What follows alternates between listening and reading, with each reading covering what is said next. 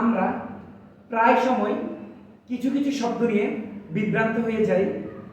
কোন শব্দটির অর্থ কী এবং কোন শব্দটি কোথায় লিখব কিংবা কোন শব্দটি কোথায় বলতে হবে সে নিয়ে আমরা দ্বিধান্বিত হয়ে যাই। দ্বিধান্বিত হয়ে যাই এমন কিছু শব্দ নিয়ে আজকে আমরা আলোচনা করব, শব্দ এবং শব্দের অর্থ নিয়ে। এখানে আপনারা দেখতে পাচ্ছেন যে ভজন।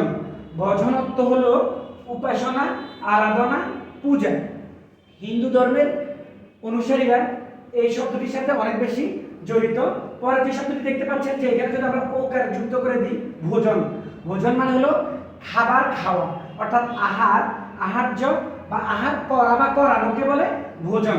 তেমনই ভাবে এই যে ভজন থেকে ভজনালয়, ভজনালয় অর্থ হলো উপাসনার স্থান, অর্থাৎ যেখানে প্রার্থনা করা হয় অথবা স্রষ্টাকে ডাকা হয়, স্রষ্টার আরাধনা করা হয়, সেটা হলো ভজনালয়। আর ভোজনালয় হতো খাবার ঘর, হোটেল, রেস্তোরাঁ বা আমরা যাকে রেস্টুরেন্ট বলে থাকি, সেটা হলো ভোজনালয়। অর্থাৎ যে স্থানে খাবার খাওয়া হয় সেটা হলো ভোজনালয়।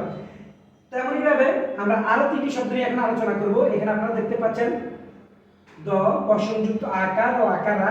এই দ্বারা মানে হলো দিয়ে, মাধ্যমে, কর্তৃক বা মারফতে, অর্থাৎ যে উপায়ে কোনো কিছু করা হয় সেটা হলো দ্বারা।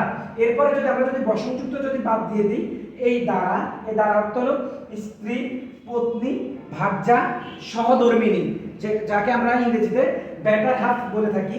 এখানে দেখতে পাচ্ছেন আরেকটা, শুধু আমি যদি এইদিকে যে দ বসনযুক্ত আকার র আকারের আকারটা বাদ দিয়ে দিই, তাহলে শুধু দ্বার।